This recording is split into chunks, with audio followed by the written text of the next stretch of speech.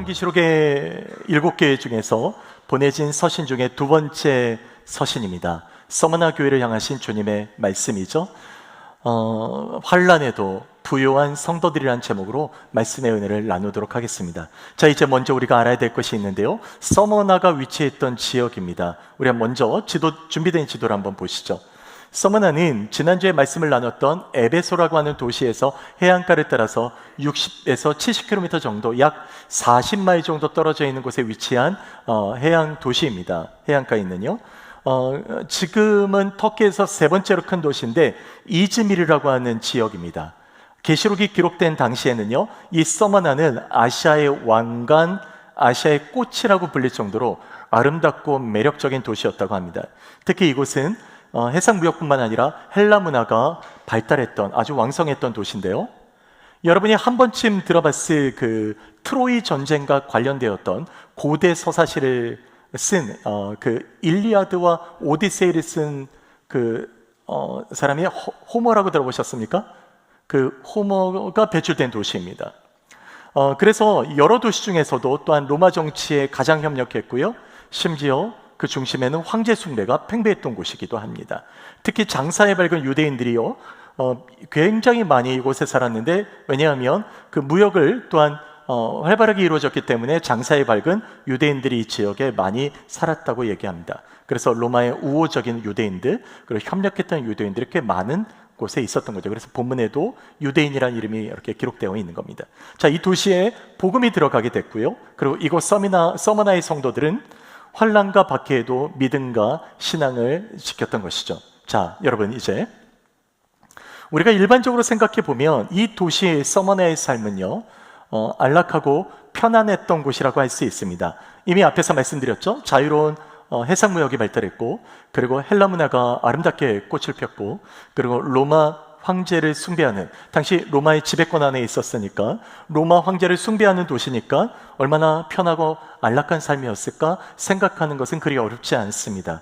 그런데 오늘 본문의 9절에서는 이렇게 증언하는데요, 성도들이 환난과 핍박, 궁핍함이 컸다라고 얘기합니다.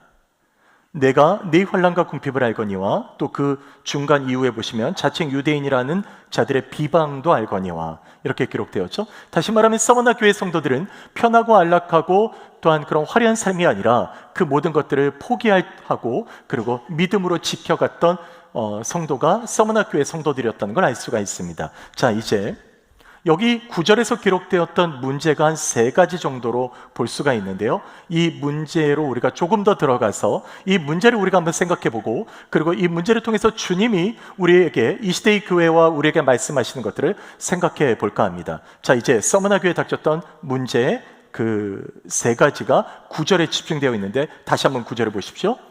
여기 앞부분에 환난과 궁핍이라는 단어처럼 환난의 문제가 있었고, 궁핍, 가난이죠. 가난의 문제가 있었습니다. 그리고 자칭 유대인이라는 자들의 비방이라고 얘기한 것처럼 교회에 대한 비방, 성도에 대한 비방이 있었습니다. 자, 정리합니다. 서머나 교회는 3가지 문제가 있었는데, 환난, 가난, 그리고 비방의 문제를 갖고 있었습니다. 자, 이제 하나하나씩 한번 생각해 보죠. 먼저 환난의 문제입니다. 자, 누구나 환난과 어려움을 겪게 되면 고통스럽습니다. 자, 우리 주변에는 어떤 것들이 있을까요? 이런 일들이 있겠죠. 일터에서 열심히 일했지만 해직을 당하고, 그리고 직장을 구하지 못하는 경우들이 있습니다. 관계로 인해서 아픔과 상처를 겪는 분들도 계시죠. 사업을 하시는 분들이 계신데요, 사업을 하시는 분들은 종업원들과의 그 문제 때문에 어려워하는 분들이 계십니다. 그리고 또한 사업 수지에 타산이 맞지 않아서 힘들어하는 분들도 물론 계시죠. 마음 졸이기도 하죠. 굉장히 스트레스를 많이 받고 또한 사업하시는 분들이 꽤 많으십니다. 또한 예상치 못한 재해를 만나기도 합니다. 어떤 재해들이 있죠? 기근, 그리고 자연재해 중에서 홍수, 가뭄, 그리고 토네이도, 이런 어떤 재해들이 있습니다. 심지어 사회적인 차별이나 부조리로 인해서 겪는 어려움들도 있습니다. 어떤 차별들이 있을까요? 인종 간의 차별이 있겠죠?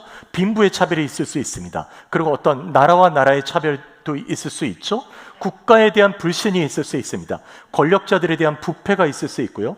약자들을 향한 강자들의 횡포도 있습니다. 최근에 우리가 사바나에서 겪었던 일들도 우리에게 고통스럽게 하는 어려움들이지 않습니까? 이런 수많은 문제들, 그 안에서 당하기도 하고 때로는 싸우기도 하지만 무기력한 채 살아가는 그런 모습들이 있죠. 자, 실제 오늘 성경에서 사용하는 이 단어도 우리에게 굉장히 많은 의미들을 주는데요. 자, 우리 원어를 한번 보실까요? 이 환란이란 단어는 원어에서는 트립시스라는 단어로 쓰였는데요. 이 뜻은 극심한 고통, 그리고 짓누르는 압력 같은 것을 의미합니다. 자, 비유적으로 표현한다면요, 뭔가를 문지르거나 꽉 움켜잡았을 때 생기는 그런 아픔 같은 겁니다.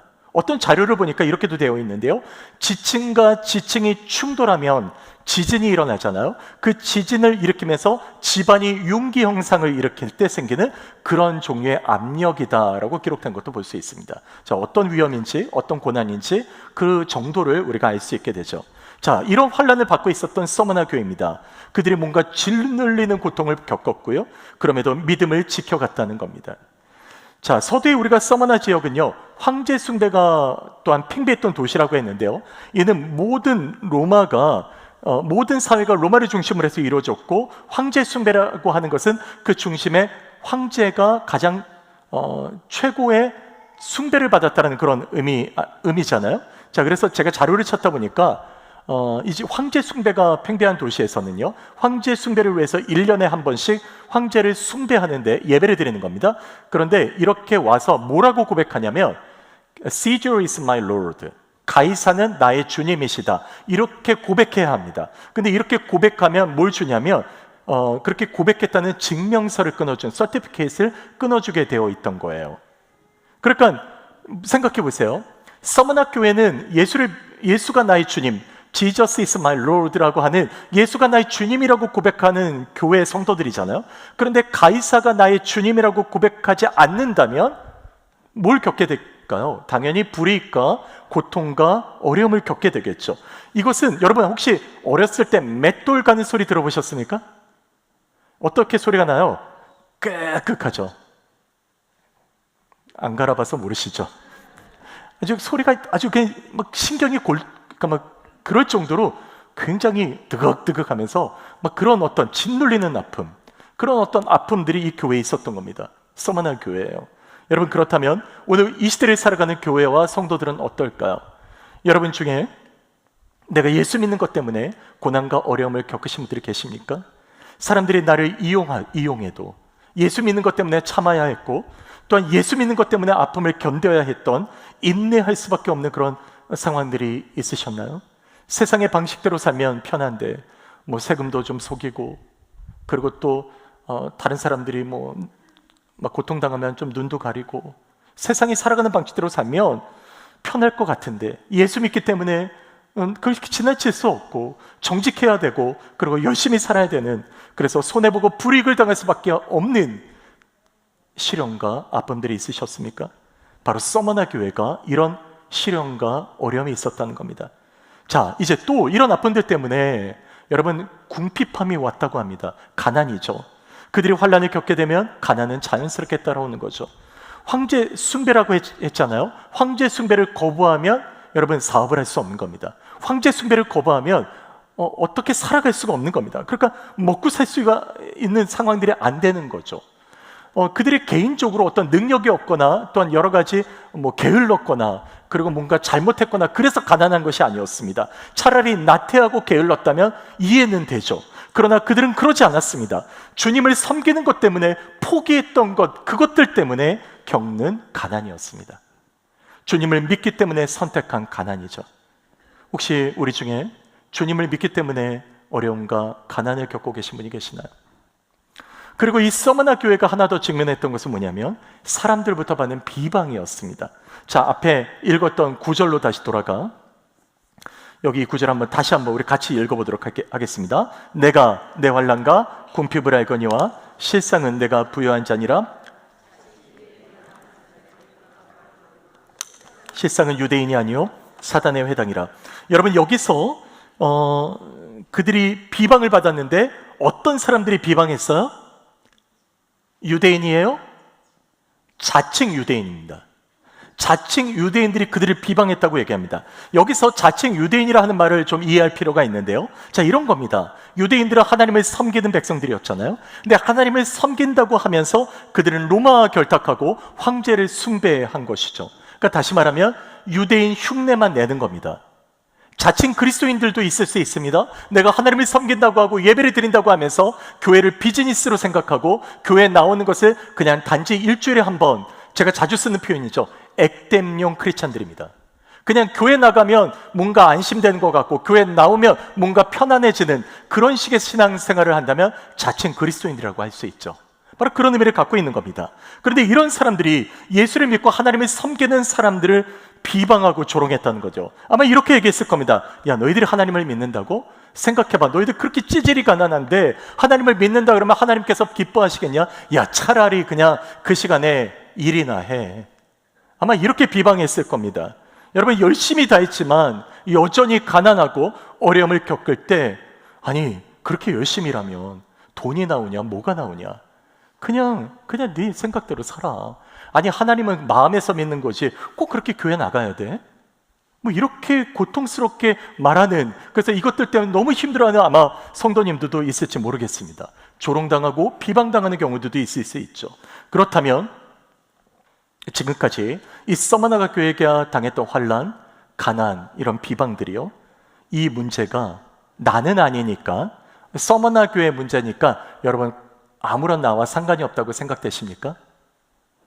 아닙니다. 이 문제는요, 바로 우리가 겪고 있는 문제일 수 있습니다.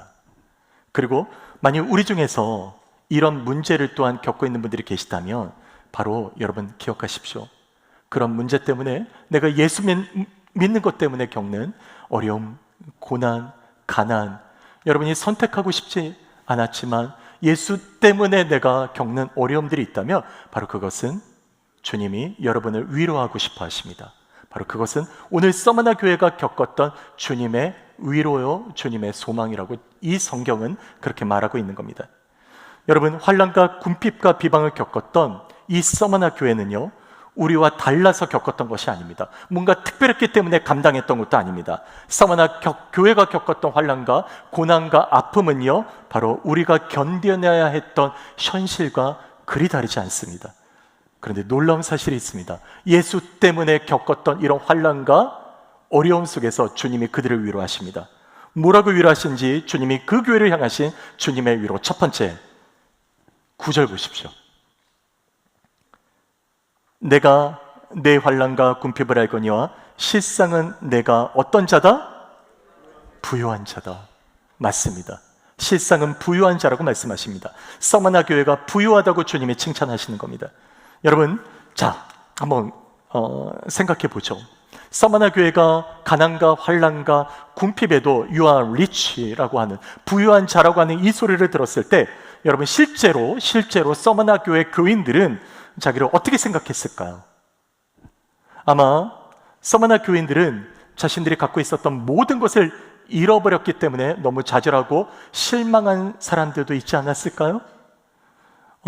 앞부분에 어깨가 으그러지는, 그러니까 부서져 버리는 고통 같은 아픔이라고 표현했잖아요. 여러분 혹시 우리 중에 50견 와서 고통스럽게 잠을 못 잤던 분들 계시나요? 굉장히 어려움 많이 겪잖아요. 굉장히 아프고 잠도 못 자고요. 그렇죠?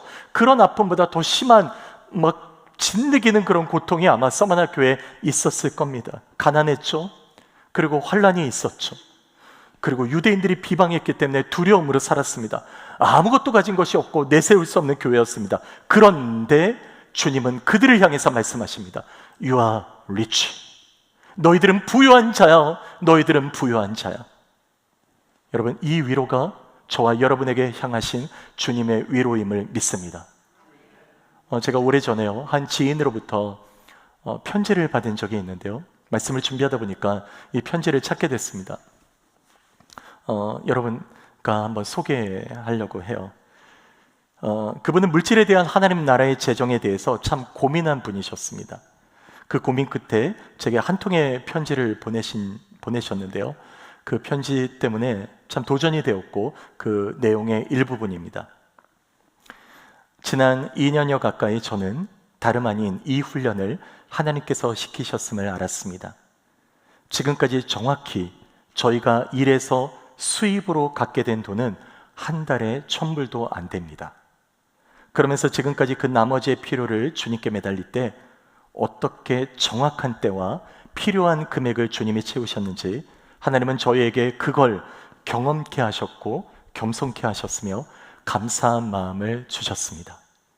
지나고 보니 너무도 값진 훈련이 아닐 수 없습니다. 생각하기에는 마치 어떤 높은 절벽에 세워진 유럽의 한 수도원에서 매일 주님과 독대하며 1:1 훈련을 받은 기분이 듭니다.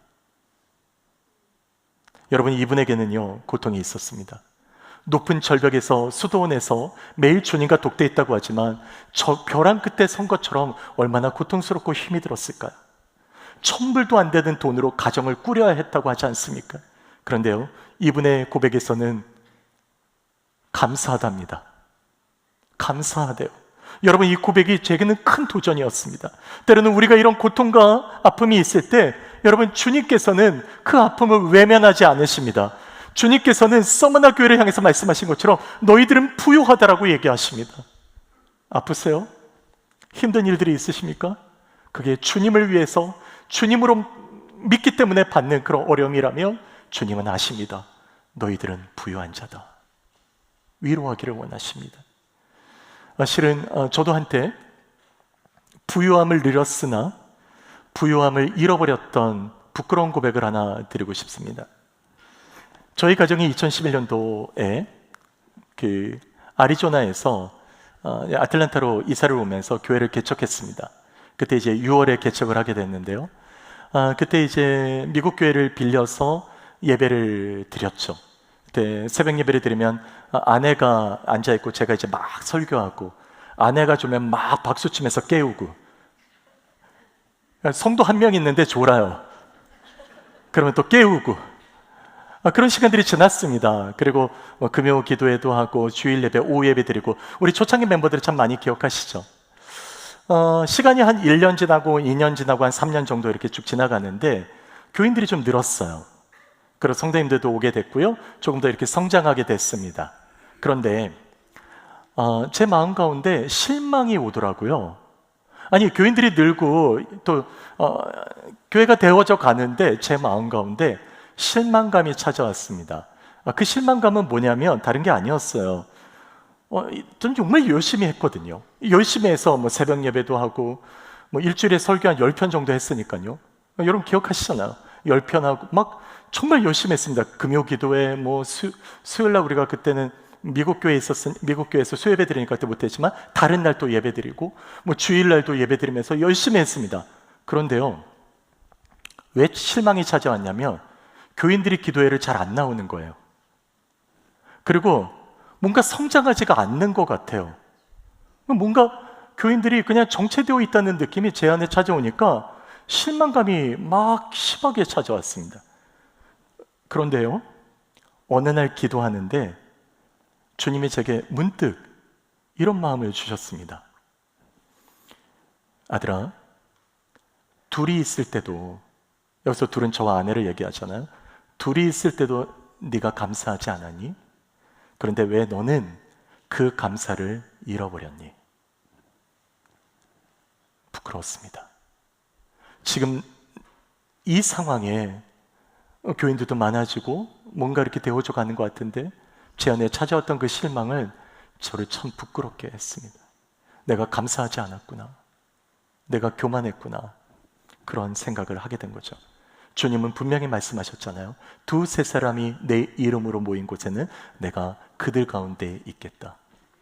여러분, 어느새 저는 주님의 마음을 잃어버렸던 거죠. 주님께서 깨닫게 하신 이후로 다시 기도하고 회복이 되었고 주님이 주시는 부요함을 다시 찾게 되었습니다. 사랑하는 여러분, 주님은 오늘 우리에게 네가 환난과 궁핍을 알거니와 실상은 네가 부유한 자라고 말씀하십니다. 여러분, 이 말씀은 진리입니다. 믿으십니까? 이 말씀이 왜 진리냐면, 자, 이 세상의 그 어떤 보물보다 가장 존귀한 예수 그리스도가 바로 생명의 그 주님이 바로 저와 여러분의 주님이시기 때문입니다. 이 놀라운 은혜가 우리 안에 있는데 말이에요. 예수님이 전부인데 우리 안에 무엇이 우리를 부욕해 할 수 있겠습니까? 여러분, 주님보다 바꿀 수 있는 것이 무엇이 있을까요? 아무리 물질을 많이 갖는다 해도, 아무리 내가 능력을 갖고 있다 해도, 아무리 내가 권능을 갖고 있다 해도 주님보다 바꿀 수 있을까요? 주님이 모든 것을 갖고 계신데 그 모든 것을 갖고 있는 그 주님이 바로 저와 여러분의 주님이신데, 우리가 세상의 부요함을 세상에서 찾고 사람들에게서 찾고 어떤 다른 것들에서 찾는다면 우리는 주님의 부요함을 언제 누릴 수 있겠습니까? 주님의 부요함은 내가 주 예수를 믿음으로 말미암아 얻는 이 부요함은요, 가난해도 환난이 있어도 궁핍해도 아무것도 내가 가진 것이 없어도 세상의 전부가 되시는 바로 예수 그리스도가 있기 때문에 얻는 부요함입니다. 그 부요함이 저와 여러분이 누리는 부요함입니다. 이 부요함을 잃어버리지 않는 우리 모든 공동체와 우리 모든 성도님들이 되시기를 주님의 이름으로 축복합니다.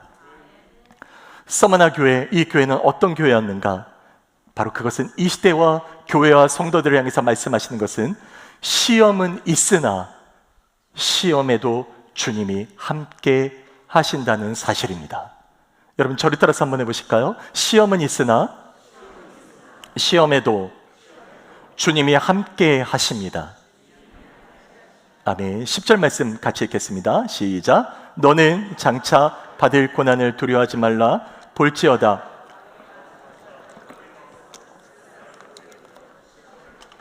너희가 10일 동안 환난을 받으리라. 내가 죽도록 충성하라. 그리하면 내가 생명의 간을 내게 주리라. 여러분, 여기 보세요. 서머나 교회는 교회 중 몇 사람이 옥에 던져지는 경험을 할 것이라고 말씀하고 있죠. 자, 이것은 실제적인 환난을 얘기합니다. 그런데 이 실제적인 환난을 며칠 동안 겪게 된다고 얘기하십니까?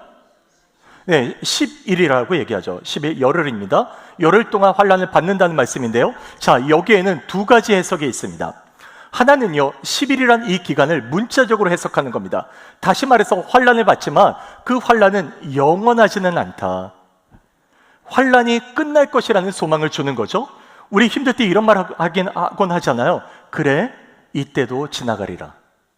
이 말처럼 이때도 지나간다는 말은요, 지금 이 고난이 언젠가는 끝날 것이라는 소망을 갖자라는 그런 말이지 않습니까? 그래서 이 10일이라는 것을 제한된 시간으로 보는 견해입니다. 또 하나의 견해가 있는데요, 계시록에는 수많은 단어들이 상징으로 쓰인 단어들이 많이 있습니다. 그래서 이 10을 상징으로 보게 되면요, 이 10은 충만하고 완전한 수적인 개념을 갖게 됩니다. 그러면 이렇게 말할 수 있는 겁니다. 10일 동안 교회가 환난을 받는다는 것은 환난을 피할 수 없다는 것, 그리고 매우 큰 환난이 임할 것이라는 것을 의미한다는 거죠. 이렇게 해석할 수 있습니다. 자, 그런데요, 이렇게 10일을 문자적으로 해석하거나 상징적으로 해석한다 해도 이 의미는 달라지지 않습니다. 자, 이것은 어떤 의미냐면, 이런 환난에도 죽도록 충성할 때 주님께서 어떻게 한다고 말씀하시냐면, 내가 생명의 면류관을 내게 주리라. 바로 주님의 말씀이십니다. 생명의 관을 주신다고 얘기하십니다. 자, 이 말씀은 주님이 교회와 성도들이 겪고 있는 환난과 고난을 외면하지 않으시겠다, 방관하지 않고 지키신다라는 주님의 말씀인 거죠. 주님이 자, 생각해 보세요. 주님이 우리와 함께 하지 않는데 어떻게 생명의 관을 주실 수 있겠습니까? 없어요. 주님이 우리와 함께 하시기 때문에 생명의 관을 주신다는 것은 그 고난에도 환난에도 내가 너와 함께 하고 있다는 말씀을 하고 계시는 겁니다. 그래서 10절을 시작할 때 이렇게 얘기한 거예요. 너는 장차 받을 고난을 두려워하지 말아라.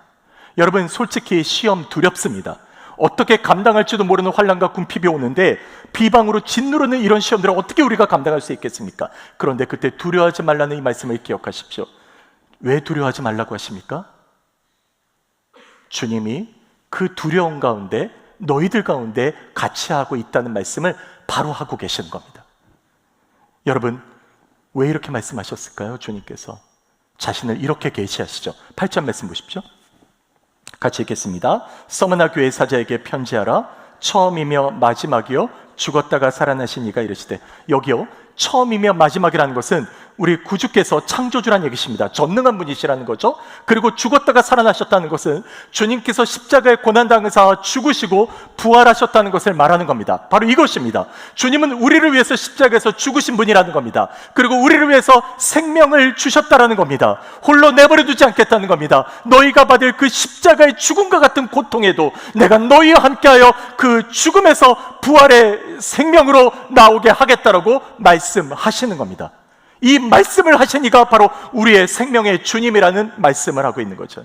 우리의 슬픔에도, 우리의 연약함에도, 우리의 부족함에도 주님이 함께 하시겠다. 그래서 선지자 이사야는 이사야서 43장 4절과 5절에서 이렇게 말하지 않습니까? 그는 실로 우리의 질고를 지고, 여기서 그는 주 예수를 말하는 거죠. 우리의 질고를 지고 우리의 슬픔을 당하였다. 우리는 생각하기를 그가 징벌을 받아 하나님께 맞으며 고난을 당한다 하였느라. 십자가죠. 그리고 5절에 그가 찔림은, 같이 읽겠습니다. 우리의 허물 때문이요 우리의 죄악 때문이라. 그가 징계를 받음으로, 그가 채찍에 맞음으로 우리는 나음을 입었도다. 맞습니다. 주님이 내 대신 찔리시고 내 대신 고통당하셨으며 내 상처를 싸매시고 내 대신 십자가를 지셨다고 말씀하고 있습니다. 우리에게 평화를 주기 위하여, 우리의 생명을 주기 위하여 징계를 받으시고 우리가 낫게 하기 위하여 그가 채찍에 맞으셨다고 말씀하십니다. 그렇다면 주님은 어떤 분이십니까? 이사야의 증언대로 주님은 우리를 홀로 내버려 두지 않으시고 두려워하지 말라고, 내가 너희와 함께 하겠다라고 말씀하고 있는 겁니다. 우리의 두려움 가운데도 그곳에 함께 하겠다라고요. 시험, 환난을 받고 있는 이 서머나 교회와 우리 한 사람 한 사람에게 주님은 지금도 그곳에 있다고 말씀하십니다. 그래서 고린도전서 10장 13절에는 이렇게 말씀하시죠. 사람이 감당할 시험 밖에는 너희가 당한 것이 없나니 오직 하나님은 미쁘사 너희가 감당하지 못할 시험 당함을 허락하지 아니하시고 시험 당할 즈음에 또한 어떤 길을 내서, 피할 길을 내서 어떻게 하신다고요? 너희를 능히 감당하게 하시느니라. 여러분, 그렇습니다. 시험은, 여러분 여기서요, 시험은 너희가 피할 것이다, 시험은 없어질 거다, 내가 너희를 사랑하니까 시험은 영원히 떠날 거다라고 말씀하지 않으셨습니다. 시험이 있다, 시험은 피할 수 없으나 그러나 그 시험 가운데도 내가 너희와 함께 하겠다. 너희들이 그것을 건너뛸 수는 없으나, 너희들이 그것을 결코 피할 수는 없으나 내가 너희와 함께 하겠다. 그리고 그 시험 당할 때 내가 너희와 같이 있겠다. 피할 길도 함께 하겠다라고 주님이 말씀하고 계십니다. 여러분, 바로 이것이 우리가 감당하는 주님의 은혜죠. 우리를 홀로 두지 않으시겠다는 겁니다. 그래서 우리와 함께 하시는 주님이 서머나 교회에 당부하신 한 가지 말씀이 있었습니다. 그 말씀은요, 내가 죽도록 충성하라는 것입니다. 죽도록 충성해라. 여러분, 이 충성이란 말은요, 피스토스라는 단어가 쓰였는데요, 이 단어는 영어 성경에 보면 이렇게 표현되어 있습니다. Be faithful unto death. Be faithful until death. 이렇게 되어 있어요. 자, 이게 무슨 말입니까? 죽을 때까지 너희가 신실해라. 그래서 이 피스토스란 말은 신실하다, 그리고 또한 진실하다, 그런 의미를 갖고 있습니다. 바로 이것이 충성입니다. 여러분, 우리가 어떻게 이렇게 될 수 있습니까? 우리가 어떻게 신실할 수 있을까요? 여러분, 신실한 이유가 하나 있습니다. 바로 그것은 주님이 우리를 대하여 신실하셨기 때문입니다. 죽기까지요. 그게 십자가 구원이죠. 그렇기 때문에 성도인 우리도 주님이 우리에게 신실하셨던 것처럼 우리도 세상을 향해서 이렇게 진실되게 신실하게 살라고 말씀하십니다. 여러분, 이 시대를 보면 우리는 의도하지 않아도 세상의 처세술과 세상의 욕망에 휩쓸려가는 것을 볼 때가 있습니다. 그런 여러 가지 난무한 세상 속에서 여러분, 이 세상의 방식을 거슬러서 타협하지 않고 살아간다는 것은 쉽지 않습니다. 그럼에도 주님은 말씀하십니다. 사랑하는 아들아, 사랑하는 딸아, 사랑하는 베델리헴교회 성도들아, 사랑하는 가정아, 너희들이 이 세상을 향해서 진실되게 살기를 원한다. 바로 여러분의 아내를 향해서 말씀하시는 겁니다. 여러분의 남편을 향해서 말씀하고 있는 겁니다. 그리고 여러분의 자녀를 향해서 신실하게 살라고 말씀하고 있는 겁니다. 우리가 어떤 어렵고 힘든 관계를 통해서도 그곳에서 신실하라고 주님이 말씀하고 있는 겁니다. 만일 세상이 나를 핍박하고 돌을 던져도 여러분, 그런 사람들이 있으십니까? 그럼 기억하십시오. 여러분도 주님을 향해서 돌을 던졌다는 사실을요. 여러분도 주님을 향해서 못을 박았다는 사실을요, 바로 우리도 주님을 향해서 비방했다는 사실을요, 그럼에도 주님은 우리를 용서하셨습니다. 용서하시고 바로 우리에게 그런 비방하고 돌을 던지고 너희를 향해서 욕하고 너희를 향해서 나쁘게 하고 너희를 미워하고 너희에게 많은 고통을 준다 하더라도 주님이 우리에게 신실하셨던 것처럼 우리도 그들을 향해서 신실하라고 얘기하십니다. 여러분, 이것이 세상을 향해서 걸어가는 성도들의 삶입니다. 오늘 우리에게는 닥치는 환란이 있습니다. 가난도 있죠. 비방도 있을 겁니다. 지쳐 있죠. 어렵고 힘든 일들로 실망하고 좌절하고 고난이 있을 때, 그런데 기억하십시오. 주님은 이런 우리를 향해서 찾아오십니다. 아들아, 너는 부유한 자다. 너는 부유한 자다. 그래서 이사야 선지자는 이사야서 41장 10절에 이렇게 주님의 위로를 주십니다. 같이 읽겠습니다. 두려워하지 말라. 내가 너와 함께 함이니라. 놀라지 말라. 나는 너희 하나님이 됨이니라. 내가 너를 굳세게 하리라. 내가 너를 도와주리라. 참으로 나의 의로운 오른손으로 너를 붙들리라. 여러분, 이 약속을 붙드는 저와 여러분 되시길 소망합니다. 두려워하지 마십시오. 놀라지 마십시오. 왜요? 주님이 함께 가시겠다라고 말씀하십니다.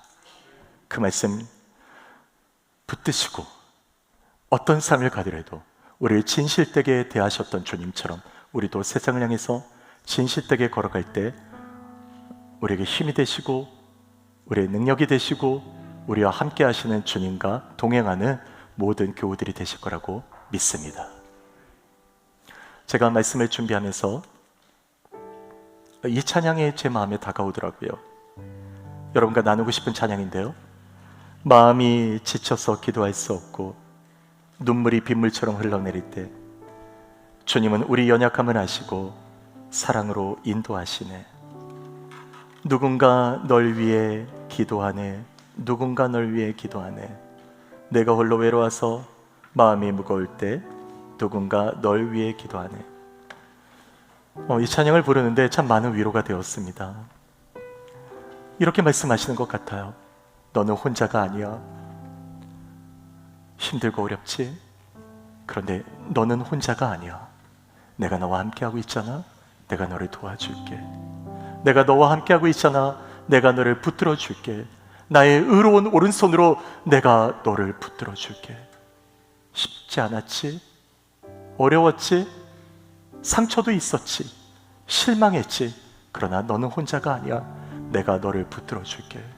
주님이 우리에게 이렇게 위로하고 싶어 하십니다.